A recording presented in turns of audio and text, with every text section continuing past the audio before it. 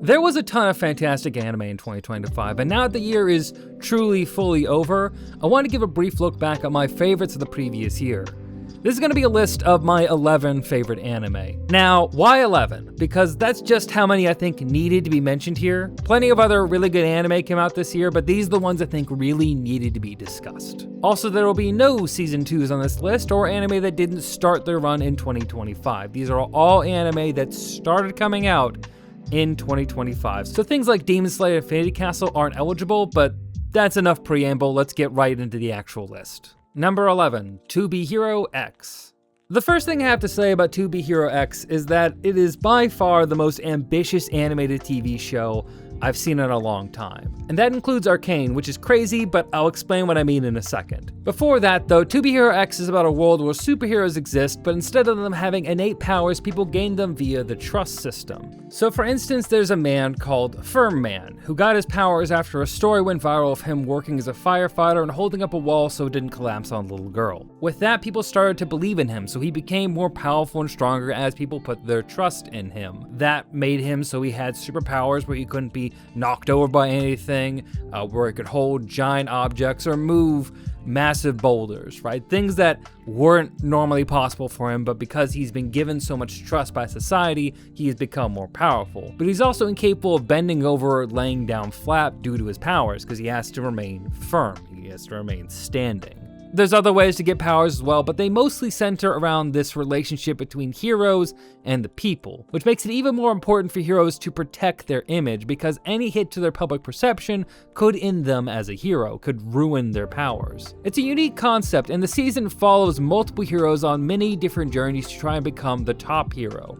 X. If you become the top hero, you become known as X. It'll give each of them 2 to 4 episodes to have their own little arc. Some of those episodes are animated in 3D that's trying to imitate the Arcane style, while most are in 2D. It really is crazy that they got all these styles to work together because they all look so smooth. It's maybe a bit too smooth, which may be a bit of a weird criticism, but what holds us back from being higher up on my list is that some of the stories are a fair bit weaker than others, so your mileage may vary.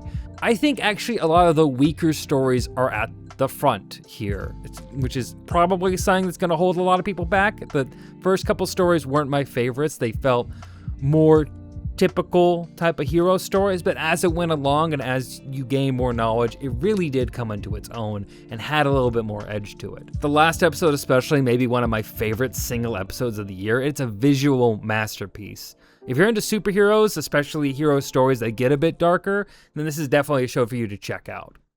Number 10, Sanda. In a world where the Japanese birth rate crisis is at critical levels, children are venerated and looked up to. The mere concept of youth becoming a perverse obsession in nearly every adult. Schools have become sacred spaces for nurturing children, loading them up with drugs and making sure they can never really sleep, because if they do, they could age. And aging is the worst thing that can happen to any child. Sanda is a 14-year-old boy in the prime of his youth, enjoying his simple and safe life, when one day his classmate Shiori decides to stab him in the chest. Not because she hates Sanda or anything. Actually, she wanted to awaken his secret power as a descendant of Santa Claus. You see, Shiori needed him to wear something the color red to activate his powers, and because he wouldn't put on a jacket, she just decides to stab him in the chest, which turns his shirt red, meaning that now he's wearing something red, which unlocks his secret Santa Claus powers, transforming him to a buff version of jolly old Saint Nick. Now, Shiori needs Santa's help to find her missing friend Ono, and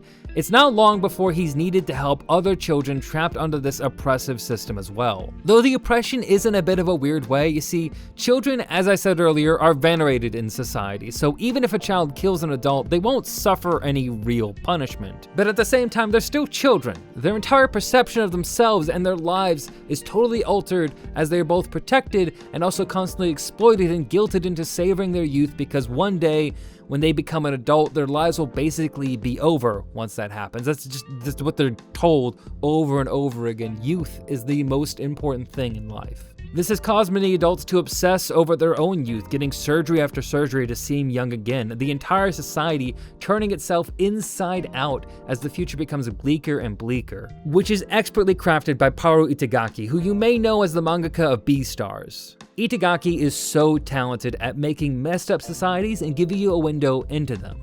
I love how in Sanda, you just have so many absurd premises stacked one on top of another. Like the entire idea of Santa Claus being a set of powers that people have that's passed on from one generation to another, or that Santas are no longer allowed in this society, hunted by the government so that they can't give hope and dreams to children in ways that the government doesn't approve of. How Santa's powers are unlocked by him wearing the color red, and how that change from child to buff old man actually does affect the way he thinks and treats those around him, because he's not just a child anymore, he's also an old man who sees how small the people are around him, how childlike they are, and understands a little bit of that difference. It's very, very interesting. I love the characterization, the powers, and the world that they set up. And this was all animated by Science Saru, who again is crushing their projects as always, making a beautiful action-packed series that has some of the most fun action you'll get all year. It's a weird story, as you may expect from the creator of Beastars, but if you like a little weird and are down to see what a buff Santa can do, then take a chance on Santa. Number 9, Gacha Yakuta. Gacha Yakuta is on the surface a pretty typical battle shonen anime with a cocky but gold-hearted protagonist, a motley crew of misfits, and a unique power system of superpowers to have some high-octane fights. But if that was all it was, I wouldn't have put it on this list. The mangaka Kei Arana has a visceral art style reminiscent of her mentor Atsushi Okubo, the mangaka behind Soul Eater and Fire Force. Okubo's designs are my favorite parts of the series, and Arana takes it a step further. Whether it's the main character Rudo's outfits, which go from ridiculously baggy to absurdly tight, his white hair tipped with black, his big red eyes that remind me more of a goat's than a person, there's just so much style throughout the series. Its story also revolves around systems of oppression, people dealing with their miserable lives living on a planet that resembles WALL-E if there wasn't a little robot trying to clean everything up. Everything is covered in trash and filth, pollution taken to an extreme as a floating city dumps even more waste on the impoverished below. This anime adaptation takes everything great that Arana put into her work and elevates it with beautiful animation and a score that really builds on the metal, punk, and hip-hop vibes and makes it just a treat to watch episode by episode. I did a full video on Gacha Yakuta and how much I adore it. I highly recommend checking that out if you want to hear me give this more time, but I really think this is one of the best new battle shonen I've seen in a good long while, and I can't wait for more of it. So be sure to check out that video if you want to hear my extended thoughts on it. Number 8, Tatsuki Fujimoto, 17 to 26. Tatsuki Fujimoto is a polarizing mangaka. He's most well known for his smash hit shonen series Chainsaw Man, as well as his tragic one-shot turn feature film Look Back, and the lesser known but absolutely insane manga Fire Punch. He's probably the hottest name in the anime world outside of Eiichiro Oda, but with only 2 serialized anime series, there's just not a lot left to adapt from him. Especially because one of those series is Fire Punch, and it's safe to say an adaptation of that is not impossible, but extremely, extremely unlikely. Read it if you want to find out more, but be prepared for some crazy shit just in the first chapter. It is an insane series. Outside of that, the only thing left is Fujimoto's many one-shot manga chapters he's written over the years. Now, since he wrote these between the ages of 17 to 26, this collection of 8 short stories was made into this anthology series, appropriately called Tatsuki Fujimoto, 17 to 26. I love this type of anthology series. It's kind of like Love, Death, and Robots if you ever check that out, except all the stories are by one guy, so you have this sort of cohesion in that sense, where things aren't as hit or miss as they are in other anthology type series. There's a lot more hits than there are misses, and even the stories that I think may have missed a bit weren't bad. They're just not as interesting as the other ones that are included here. Anthology series like this are also a great opportunity for a studio to go all out on a shorter piece, because much like 2B Hero X, there's multiple studios all taking on responsibilities. Now for 2B Hero X, they had 3 different studios all doing multiple episodes together. This is far more of a clean split with 6 different studios between the 8 different episodes. And the length of those episodes range between about 13 to 23 minutes, so that means they can really spend their time on making their episodes look and flow as best as possible without having to worry about TV runtimes. Some of those stories are a little rough, but that's crucial for understanding how mangaka grows and hones their stories. And in those failures and in the ways that it doesn't work, you can see how they grow and change and reinterpret their ideas later on in their later work. So if you appreciate Fujimoto as an artist and as a writer, then this is definitely something you want to check out just to see where the cogs turn, you know? So if you're a fan of Fujimoto, this is a no-brainer, but it's also perfect for people who want some out-of-the-ordinary stories with top-notch animation. Number 7, Genosha. When I first started watching Genosha, I wondered how they could turn a visual novel that's a play on a Town of Salem-esque social deduction game into a full anime. Now it follows Yuri, a human survivor on a ship that has a Gnosia on board, which is an alien species that has infected another crewmate on the ship and wants to try to eliminate all other humans. To prevent the infection from spreading, the ship's AI, Levy, has made a deal. The crewmate has a meeting and will vote who they think the Gnosia is. And then they put that person in the cryosleep pods. The ship will then use its sensors to see if a Gnosia is still present, and if so, then the game must continue on. And then every night when the ship goes into hyperdrive, the Gnosia will eliminate one member of the crew. So it literally is just a social deduction game. But win or lose, Yuri will keep playing this life or death game, stuck in a time loop of sorts, learning about the many other crew members. Traveling through the world lines, he meets all sorts of colorful characters, like the eccentric captain, to a literal dolphin, to this bro that just has a cat in his neck. The sci-fi world here is fascinating, and I love all the characters Yuri gets to know every time he loops, meeting new people or uncovering more and more about the people he's already met, or who have already betrayed and killed him in past loops. This is the perfect show for anyone who's into social deduction games, sci-fi worlds, or stories exploring a cast of weird characters while trying to get out of this horrible time loop. Number 6, The Summer Hikaru Died. This is another anime that I already have a whole video on, but The Summer Hikaru Died is one of the best horror anime I've seen in a long time. And that's kind of a low bar because I haven't really encountered many anime that I would call really scary. There's some that are creepy, there's some that have horror elements that I find really interesting, like say Mushishi, but not one that I would say would really qualify as a horror anime or something that I would call generally scary, but this one does hit the mark. It follows a high schooler named Yoshiki and his lifelong childhood friend named Hikaru, who is dead. See, Hikaru had gone missing for about a week in the winter where he got lost in the mountains, but since he had returned all those months ago, he's been acting pretty normal as far as most people could tell. Save for Yoshiki, who knows Hikaru better than anyone. See, the real Hikaru slipped and died on that mountain months ago, and as he lay dying in the forest, his body was taken over by a strange entity. This entity has Hikaru's memories and a similar personality, which is how no one else really noticed that they're not the real Hikaru, but they want to actually experience what life is really like, live the things they see in Hikaru's memories, and know what it's like to be alive and be a person, because they're just this weird entity from the mountains that doesn't really understand anything about human life. But that's also what makes it dangerous, because this Hikaru doesn't value or understand human life outside of its own. It doesn't have any sense of morals that we understand. It will do whatever it can to make sure no one discovers what it really is, even if that means killing people that could expose them. Further complicating all of this is that Yoshiki was not only friends with Hikaru, but he loved him romantically. The story tries to handle all of these conflicting feelings. The horror that the person Yoshiki loved most is gone,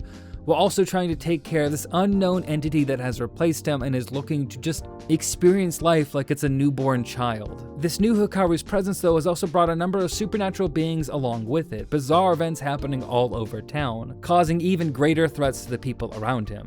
Horror, mystery, and a queer coming-of-age story all come together here in the best ways.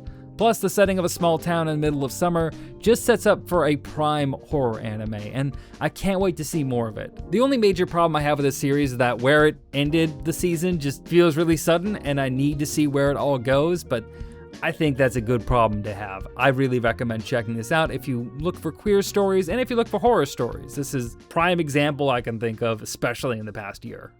Number 5, Clevites.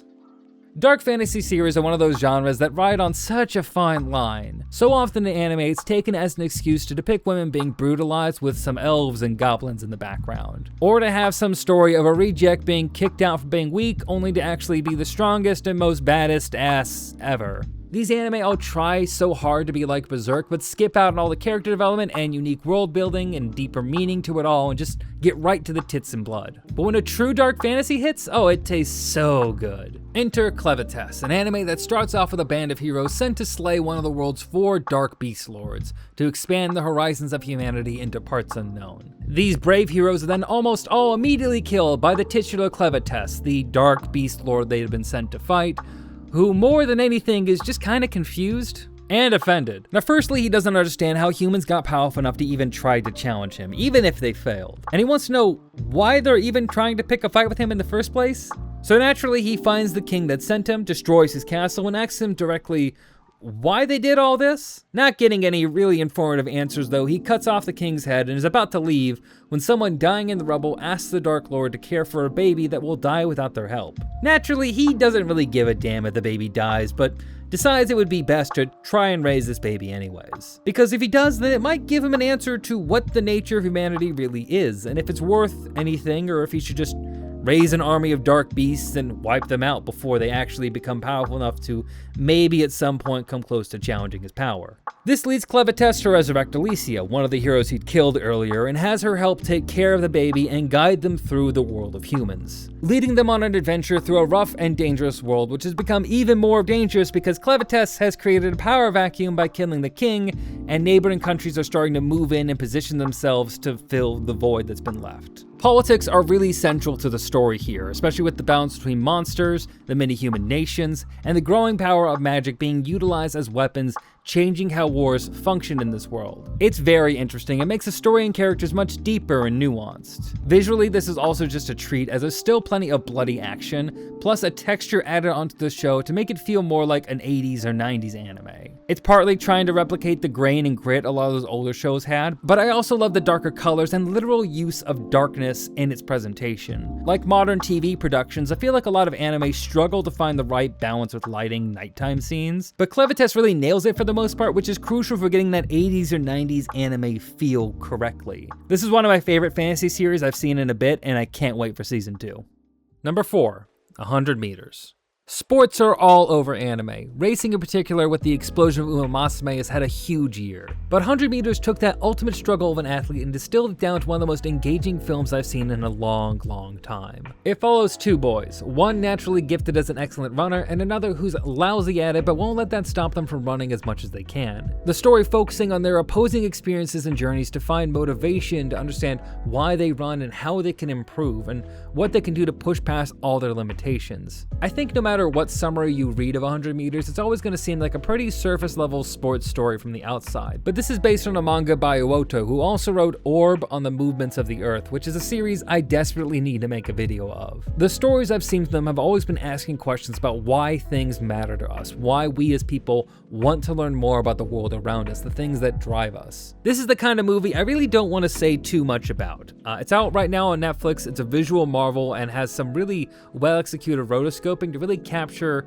running perfectly. The score as well is excellent, and I can't stop thinking about certain scenes in this movie over and over again. It's an absolute treat, with plenty of deep, layered writing that begs to be rewatched, examined, and discussed with people. This is by far the shortest section I have written for any of the anime on this list, but I need you to trust me. Watch 100 meters. Even if you don't care about sports, I think it's really important for an examination of why we do anything in life, what drives us, and how we keep going. So check it out. I love it. I think you'll love it too. Number 3, Takapi's Original Sin. Now, sometimes I like to watch something that makes me feel just horrible, just soul crushing, because you need to have the bad times and make the good times all that much sweeter. And no anime personifies the bad times like Takapi's Original Sin, the anime that probably has more content warnings than Clevites. Takapi is a happy-looking, octopus-looking alien from the planet Happy. He's here to spread joy and happiness to the children of Earth. He's kind of like Barney the dinosaur, or really he's a play on Doraemon, which is a legendary children's show in Japan. But Takapi has come to Earth with a collection of gizmos and gadgets to help spread joy and cheer. Will those gadgets be enough though to defeat Takapi's greatest enemy? Child abuse. When Takapi lands on Earth, they meet a neglected child named Shizuka, who has been relentlessly bullied by a classmate named Marina. Takapi tries in vain to help cheer her up, but the little guy is more naive than the children, barely understanding anything that isn't happy. But that naivete becomes a huge problem because their presence only ends up making things worse and worse. And I won't go into detail, but this 6-episode series had me gripped the entire way through with every twist and turn. It's an experience you definitely shouldn't put yourself through if you're sensitive to issues like domestic violence, suicide, and just levels and levels of abuse being put on these children by the parents that mistreat them and misunderstand them and neglect them. If you're sensitive to any of that, if you think you may be sensitive to any of that, you can skip this one. It's okay. As I said, this is 6 episodes. You can watch this in about a night or two. It goes by fast, but it hits you like a ton of bricks. This has some of my favorite direction of any anime on this list. It's captivating and suspenseful, and I just couldn't look away from it. really is a fascinating series. Kind of reminds me a bit of the series Dead Demons, Dead Destruction, which I got a video on that series if you want to check that out. It's one of my best anime from 2024. I didn't do a list like this, but I did a video on that specific anime. So if you like that show, then this is one you want to check out. If you like Takapi, maybe check out Dead Demons, because that one's also insane. But great shit. Check it out if you're comfortable with being very, very uncomfortable. Number 2, Apocalypse Hotel. There was a lot of post-apocalyptic anime this past year, but by far my favorite of all of them is Apocalypse Hotel. Taking place in a high-end hotel in an abandoned Tokyo, a crew of robots all designed to run the best hotel possible have been holding down the fort as best as they can while waiting for their owner to return to them one day. The problem is that humanity has fled the Earth due to a deadly virus that threatened to wipe out all of mankind, and they've been gone for quite a while at this point. Still though, that's not going to stop these hardworking robots from doing their job no matter what. Eventually, their hard work pays off and there are new guests to the hotel, but they just happen to not be entirely human at all. The hotel becoming the place to stay for any alien life forms passing on by. But that's all you really need to know about the plot, as each episode is more of a slice of life, dealing with our characters or their guests going on little adventures that usually revolve around trying to make sure the hotel provides the best guest experience possible. Apocalypse Hotel is beautiful. It reminds me of a lot of things that I love about Frieren. Very different genres and stories, but you do get these interesting characters who live for a very long time, who have this way of thinking that is very far from human and relatable. Despite that though, you can connect with them as they find purpose in their actions and their life. It also has a little bit of that Dr. Stone feel where you can see people long after society has collapsed, recreating aspects of it as best as they can. Keeping the stories cheery and fun while also mixing in some aspects that, if told another way, would make for a great horror story. But in this story, we just care about the hotel, about taking care of the guests as best as possible, and adjusting to the ever-growing and changing cast of characters that visit it. Space Dandy also actually comes to mind a little bit here with the sci-fi and episodic nature to the stories. Personally, I found the first few episodes to be a bit slow, but as the show went on, I just did not want it to ever stop. It's a lovely series, and it deserves all the praise it gets and more. And coming in at number 1 is Zenshu. This is probably going to be an unexpected choice. I feel like Zenshu didn't get a lot of love or appreciation, but to me this exemplifies what an isekai truly should be. And Natsuko Hirose is a very young, very talented up-and-coming animator, fresh off their directorial debut on a smash-hit anime series.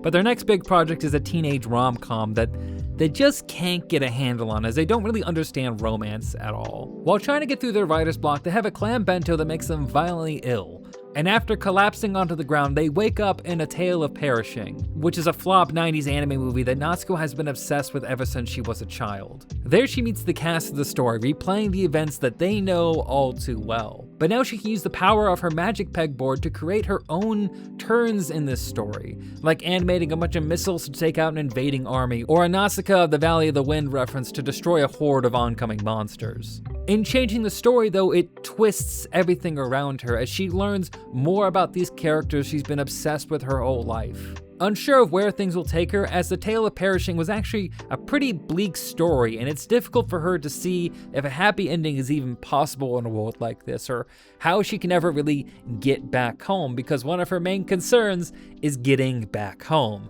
Rare in an isekai. Very rare. The story is partly self-aware, as Natsuko isn't just an anime fan, but an actual pro, analyzing the events not just from the perspective of a fan, but as a director herself who knows how productions like this work. Her powers are directly connected to that, as she is doing alterations to the story herself, becoming kind of a director in this story, but like in the actual world of the story. Zenshu is also such a beautiful and fresh take on the isekai concept as well, fresh in the way that it actually feels like it goes back to the genre's roots. It feels more like The Wizard of Oz or The Labyrinth than a typical anime-style isekai. Like, this isn't some creep incel getting hit by a truck so they can be reincarnated to prey on children in the next life.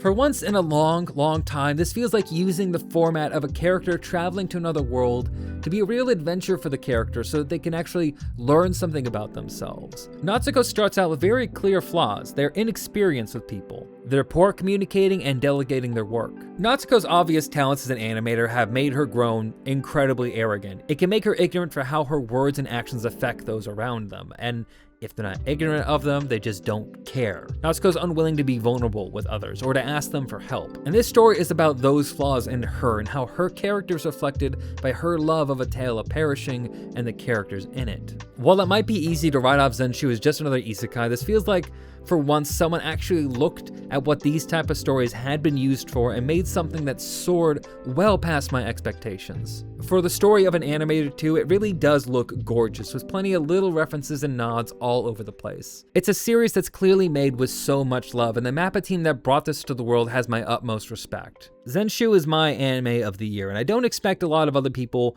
to really agree with me on that, and that's okay. Kind of like A Tale of Perishing itself, I think Zenshu didn't really find its right audience, but for the people who do love it, I feel like I'll be coming back to this one for years and years to come. It's my favorite of the year by far, and this was a packed year. 2025 had a lot of anime in it, a lot of really good anime that I didn't even really get to talk about. I didn't do a whole lot of videos this year, or for 2025, since I was spending so much time on different projects and different things in life. I mean, this video itself is a little late, coming out in February, when I wanted to get this done in January, but I wanted to take time to watch all the series that I've missed, make sure if there was anything that I had left off, you know, and there's a lot of anime that came out this year, a lot of things that I loved, but this is all my favorites. There's a lot of great anime out there, a lot of diverse opinions, so I'm excited to hear yours.